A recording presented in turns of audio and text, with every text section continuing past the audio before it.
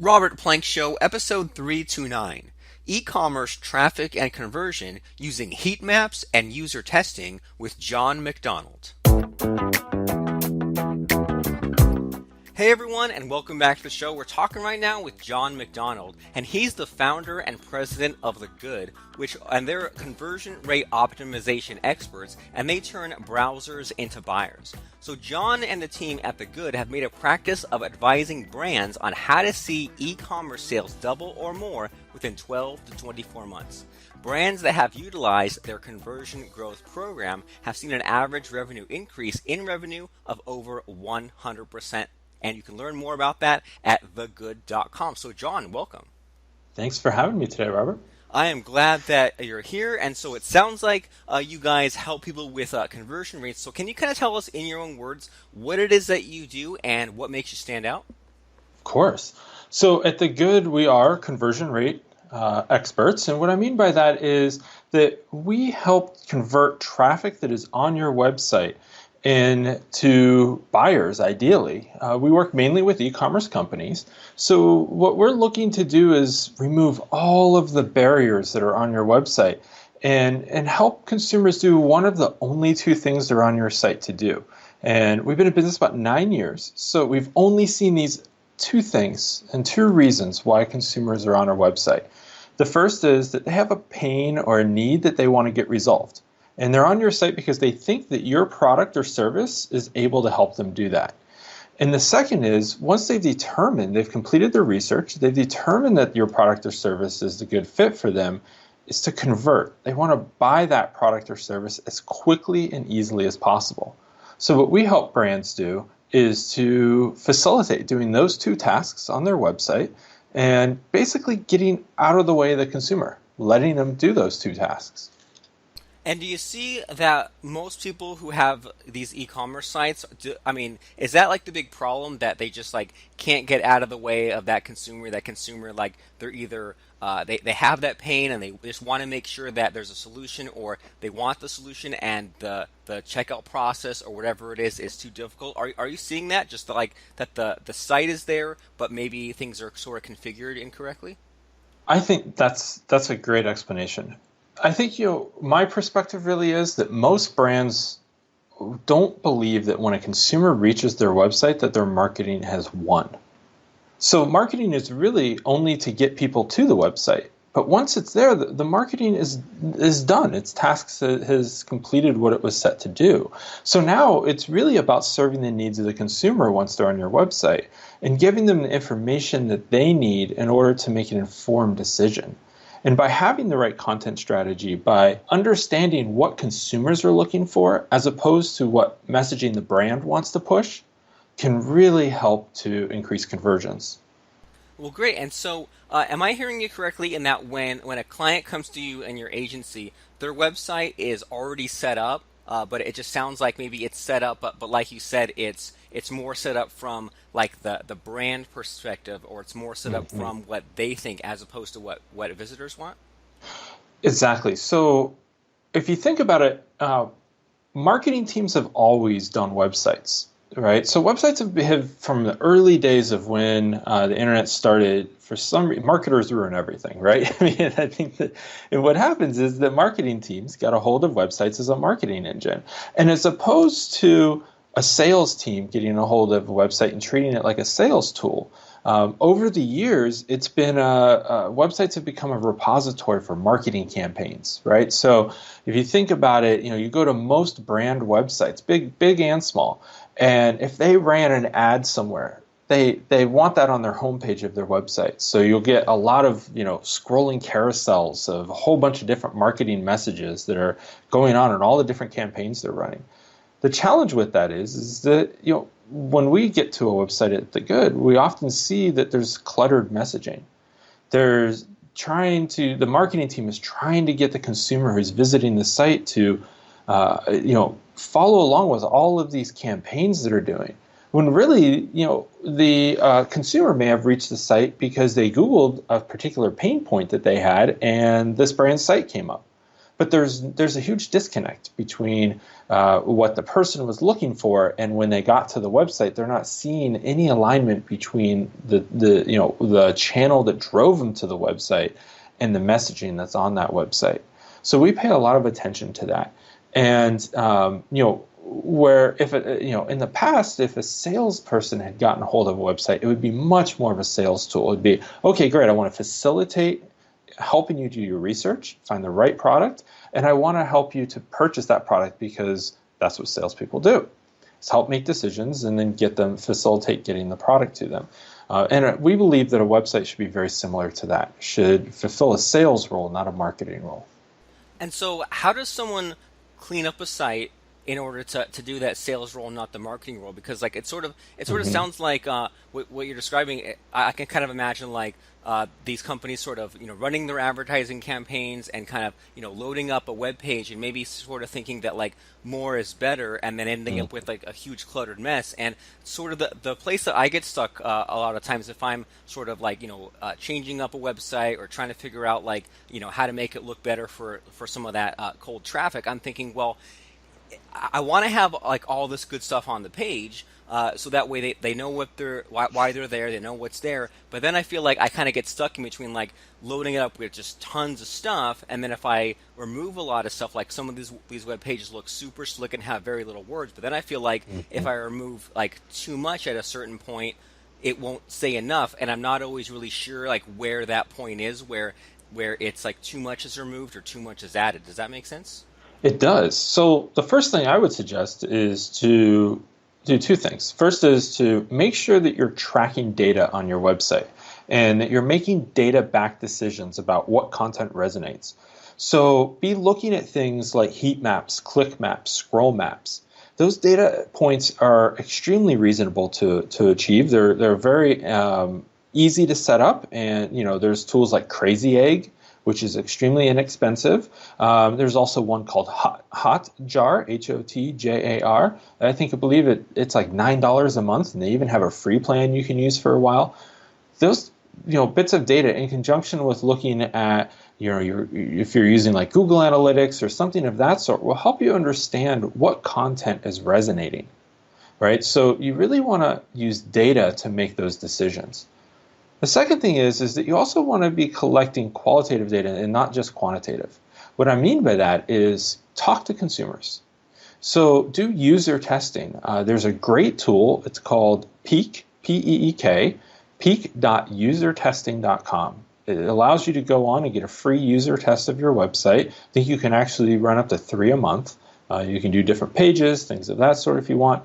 And it will get an actual consumer on your website, and you'll be able to see their screen while they're clicking around, and it records their audio, and it asks them to complete a few tasks and give their initial opinions of your site. Now, you can do more deep user testing if you want in the end, but Peek is a great way to get in and get an initial pass of what consumers think about your site. And what that will help you do is really optimize the content. It will, it really opens a lot of eyes. One of the things we do for brands we work with is our strategy team runs pretty extensive user testing as part of our initial auditing. And when we put that end user testing video clips together, we go through and we take all of the relevant clips out of this testing.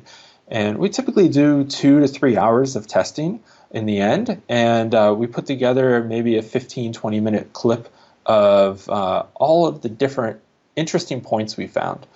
And what's really helpful is that we find that marketing teams and high-level executives will resonate because the message that's coming through in that video is of one of their consumers who's struggling to find the information that they're looking for.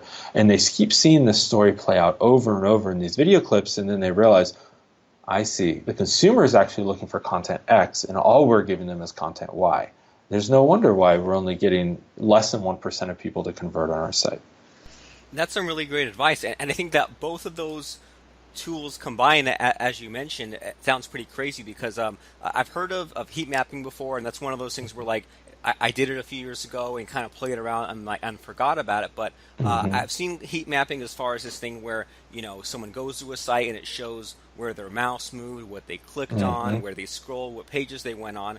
And then what's really great about kind of the sort of detour you took with us is that usually when people say things about website data or you have to collect data, I'm always thinking like in terms of either like you said, a Google Analytics or a heat map, right? Just like, oh, Hmm. what are the numbers or what are the paths or what's the percentages? But then this site peak.usertesting.com, I kind of pulled it up as you were explaining it, Hmm. and this is a super amazing service or a tool here where, if I'm understanding this right, you can say, here's my website, here's this web page, and then this service will send a 5-minute video of a real life person, like not even a robot, but like a real Hmm. human being going to your site, clicking on your site, and it sounds like by sort of combining these two things, we can get like a really good sort of report of what's happening. And it sounds like near the end there, what you were describing is when you cut that video together, it's like when it comes time to show the decision maker or the owner or whoever what changes to be made, or what changes are to be made, you can say, well, here's the heat map, and that's good. But then based on the heat map, here is that actually shown in the sort of user testing. So am I hearing all of that correctly? That's exactly correct. Yes. Cool. So you get the heat map figured out, and you get the user testing figured out. And can you kind of walk us through maybe like a case study or one of your clients where maybe someone came to you and they were unhappy with their website, and you ran some of these tools and worked some of your magic and changed things up for them? Sure. Well, there's a pretty good example of a floral company out of the East Coast. They were called Diane James Home, and they sell faux floral arrangements. So when we first started working with them, the conversion rate was pretty low. And they came to us because they didn't understand why people weren't buying off of their website, but they were getting a lot of traffic and the conversion rate was just super low. So we did our auditing and looked at all of the content and also at the user testing, the things we just spoke about. And the heat maps and scroll maps and everything showed that people were actually looking at all the content. And one of the things when you're doing heat mapping is specifically when it shows you where people's mouse cursor has been hovering on your website. And one of the tricks out of heat mapping is that most people don't realize they do this, but as they're reading a website, they're actually reading with their cursor, and their cursor is tracking as they read and view on a page. So what we can see is that the more red or the more engaged a certain area is on a heat map means that people are looking at that content more. And so what we found was a lot of people were looking at the products, but then they're hovering over the price. And we thought, man, that's interesting. Faux floral arrangements that are meant to last forever are all handmade in the US, run a higher price point. An average product for this company is about $500 for a floral arrangement. But if you think about it in terms of the value, those floral arrangements are actually relatively inexpensive. They last a lifetime as opposed to going out every week and spending $50 buying a bouquet of flowers whenever you want fresh flowers in your house. And they look very real. So what we found was that the data on the heat map showed us that people were engaging with the price. It meant that's a indicator to us that they're having a problem with the price or they're trying to understand the price. So when we did user testing, what we actually found was that everybody's first initial reaction is they'd look through and say, wow, these are really beautiful. These look like great floral arrangements. And they'd get to the price of, whoa, $500 for a bouquet of flowers. I can go get them at my store for less than $50. Well, what people weren't connecting the dots was that these were faux floral arrangements, and these weren't live flowers. So everybody was coming to the site, seeing the beautiful pictures that looked really, really nice and like full, beautiful live flower arrangements. But they were initially getting price anchoring effect, which meant that they were seeing this $500 price and saying, oh, wow, this is too expensive. And then they'd leave because they didn't understand the value that was being provided. And we found that out through user testing. So what we did is, as we went through the site, we made it more prevalent that that these were faux flower arrangements. And what we did is took that and ran with it and did a bunch of A/B or multivariate testing with different language and putting it in different places on the page, on the home page, also in category and product detail pages, all the way down to even doing a test of doing a time-lapse photography of a live floral arrangement that was made to look exactly like one of the faux floral arrangements and put them side by side into a 30-second video clip where you would see over a week the live floral arrangement died, but the faux floral arrangement still looked beautiful. And immediately they saw about a 35% gain in their conversion rates, and their revenues went up over 50%.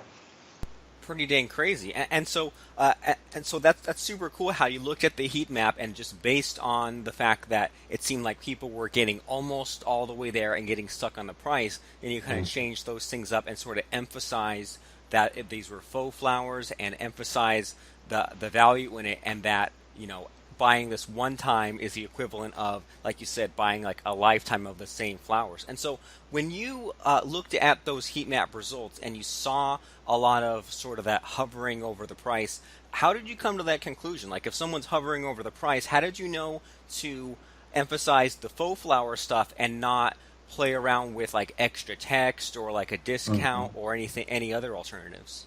Yeah, well, discounting is always the final approach, right? It's really easy to get more conversions by lowering your price or offering a discount. So that's usually something that we won't do unless everything else fails. In fact, I think my team would say that we've never suggested discounts because that means we failed at our job. So we always want to figure out what's the barrier for the consumer. And what we found was through that user testing, our strategy team put together tasks for consumers to do on the site. And one of the tasks was to find a floral arrangement that they liked and explain why they liked it, and then add it to their cart and give us their first reaction. And the first reaction was always, whoa, this is $500. And so it was the user testing that showed us and proved out that the price was an initial challenge. And usually when price is a challenge, that means value is a challenge. It's not being articulated correctly. And in this case, that's what we were able to do, was to understand the value was not being articulated, and then we tested out different messaging to help convey that value. Cool. So as far as that testing out of the messaging, I mean, was this time lapse thing your first attempt, or were there other sort of things that you tested before arriving at that conclusion? So that was something that requires a little more of effort, right? You have to set up the cameras. There's some cost involved. So we wanted to start with a few smaller items first. And so what we did first was we tested out different types of language that all meant faux or fake, right? We didn't want to say fake because fake is a low value word, meaning that most people see fake and they think cheap price, right? And these are really, a $500 price point. They're very well put together, beautiful materials. And so we wanted to find other words that might resonate. So then we did a multivariate test, which means we tried out, I think it was 4 or 5 different terms. And we saw which terms used throughout the site would convert the highest. And the clear, hands-down winner based on statistically significant results was faux. And so that's how we ended up settling on that. And once we knew that that messaging was leading to higher conversion rates, that's when we went back and said, okay, now how can we drive this point home more? And once we had the data to back up that this truly was the barrier, now it made sense to make a little bit more of an investment in the time-lapse photography and things of that sort.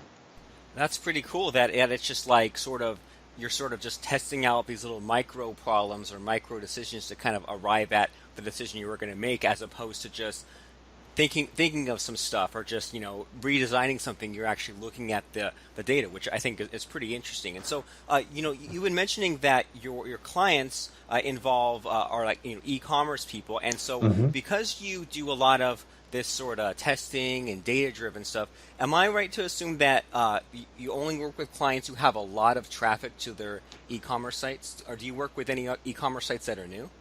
Well, we typically work with more established brands. However, you can do A/B or multivariate testing on a smaller traffic site.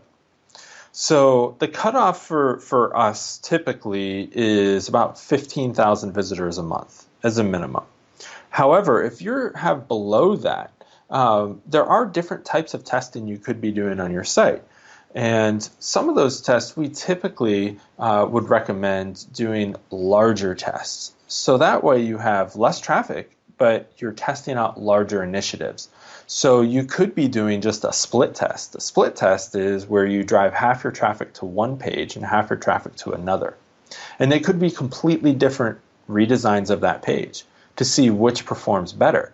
And that's going to be, a full redesign of a page and testing two different variations of that same page is a pretty big test. If you're looking to do like a multivariate test, or typically what people would think about as A/B testing, in that sense you're testing out maybe different headlines, adding a small piece of content, removing content, changing photography, or buttons, things of that sort, or maybe even just changing up the navigation a little bit. But if you have low traffic, it would take you a very long time to get a statistically significant winner of those tests.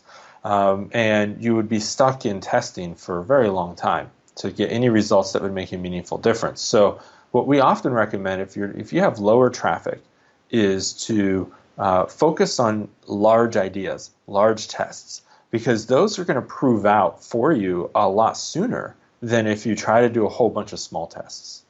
That's super great advice. So if the traffic is less than 15 visitors a month, then just do those like an A to B split test, testing like a different headline or some big crazy idea. That way you can see for sure if one is a clear winner. That makes perfect sense to me. And so when you work with your clients, are you limited to clients on certain platforms? Like, do you require that someone coming to you is hosted with like WooCommerce or Shopify or something like that, or do you work with anybody? So our methodology works with any platform. We're very, very platform agnostic. And actually, our tool set, we put a small snippet of JavaScript on our client sites, and the end consumer has no idea they're being opted into these tests. And they just see a normal website with the alternate content as we're testing it out. And they don't know whether they're getting grouped into, test A, B, C, D, etc. So, we can do this on any platform, and we can make changes through our code. We can make changes to any site, regardless of what platform it's on. Super great. And sort of along those lines of someone, people who are like listening to this, if they're coming your way, if they want to be sure that they are an ideal fit for you, can you kind of tell us about like what sort of budget or what sort of time frame or what sort of project scope people are dealing with when they come to you? Like, I mean, is it usually like like a few weeks, or like what's sort of that process and time frame and budget like? Yeah, great question. So the majority of our customers are on what we call our conversion growth program. The conversion growth program is ongoing month-to-month testing solution. And what I mean by that is that, conversion rate optimization is not there's not one thing you're going to do to your site and it's just going to double your conversions overnight. Really, you have to think about it like, interest in a savings account, right? It's going to compound over time and continue to grow. So the idea really here is that you should be making small changes to your site at all time based on data that are compounding. They're continually growing your conversions. And once you have a winning test, you can move on and try something else. And so you just keep testing different areas of your site and different content until you just continue to grow your conversion rate over time. I like to set the expectation that with our clients, they should be thinking that they need about at least 6 months on our conversion growth program before they're going to see really significant results. And the reasoning behind that is that if we're truly doing multivariate testing correctly, we're going to be testing different areas of the site, and each month we're learning something new, and we're incorporating that change into the site, and we're moving on to another area and continually improving the site. And it takes about 6 months of doing that cycle before you see significant results on your site. Our clients are typically with us on that conversion growth program 12 to 18 months on average, and they generally, we see on average about a 9-to-1 return on their spend with us. So for every dollar a client gives us, we give them $9 back in additional sales through conversions. So, our average client on the conversion growth program spends about $10,000 to $15,000 a month with us. Now, of course, that's for large brands. We also do have other opportunities and services for smaller brands as well, where we can just set up a A/B or multivariate testing plan.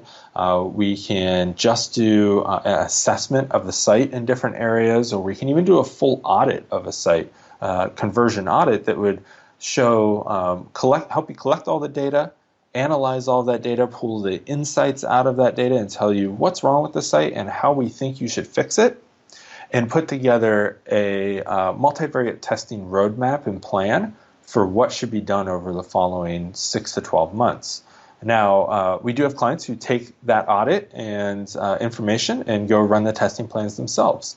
And that's great for smaller brands who want to have some direction and know what to do and pull on our expertise to get started. And that's where that fits in. For brands who are, doing maybe $5 million a year in e-commerce sales, that's where they typically will start coming to us and have us do everything for them.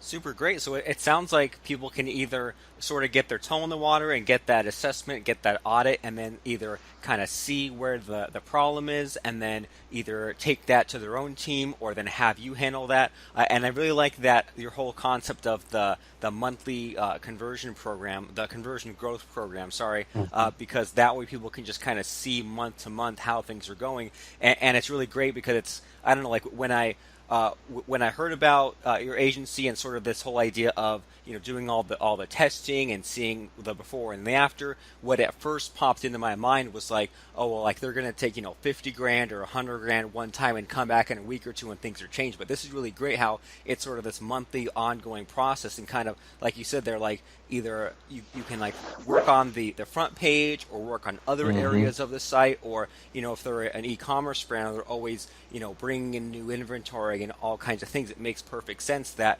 you had your tests from before and you have certain assumptions, but if they're piling in new content and new items in that inventory, it makes sense how you'd want to split test that as well. So really great idea here, and really great solutions as far as that sort of ongoing testing and tracking and all that fun stuff. And I think that this is a really kind of amazing thing, because you hear about like SEO agencies and they'll sort of set up a website for you, and that's okay, but then this whole idea of split testing and multivariate testing and looking at all the data, it's very geeky, right? And I think that a lot of people who are even geeky enough to do web design or do web programming or even the e-commerce stuff, some of them like don't want to go as far into the numbers as the testing and the heat maps and the user testing and all that sort of stuff. And so I really like how there's this very important and needed and custom solution for that area of things, as far as like the testing and the improvement and all that stuff. And so,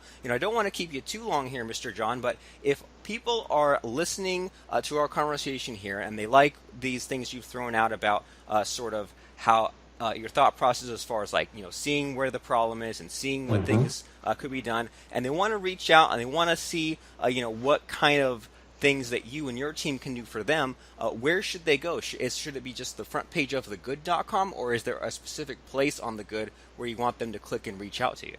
Yeah, so thegood.com is going to be the best place to learn a lot more about the company, see some case studies and video testimonials from our clients, learn more about exactly what we do. In addition to that, at the top right of every single page on the site is a button that says Score Your Site. We do offer a free, what we call Stuck Score. It's a evaluation that takes you about 15 minutes to go through and address the questions that are posed. Once you answer those questions, if you do so, there's a complimentary score that is given to your site, and also you can schedule some time to review scorecards and a report based on a review of your answers and your site. And that's something we offer complimentary for qualified brands. So if a brand is interested, anybody can go and get their score, but then we'll schedule a half hour, 45 minutes to review that information and provide some insights off of it for qualified brands as well. Super great. So everyone should go there right now. That's thegood.com. That's TheGood.com. And when you go there, on every page at the top right, there's that score your site button. So fill it out, figure out your stuck score, and then once you do that, you'll be able to schedule time with Jon and his team to improve those things. And so if you have an e-commerce site and you're just always kind of wondering, well, could it be converting better? Am I losing too many visitors? Is the navigation confusing? Is there too much on the page? Not enough? Well, guessing is going to drive you crazy, and guessing is just a shot in the dark. It makes a lot more sense for Jon and his team at The Good to do some of that tracking, some of that crazy egg or hot jar, heat mapping and click mapping, and then also that user testing and also the multivariate testing, so that way they can just look at what everyone coming to your site does and feels and where they get stuck and all those important things, and then you can make logical decisions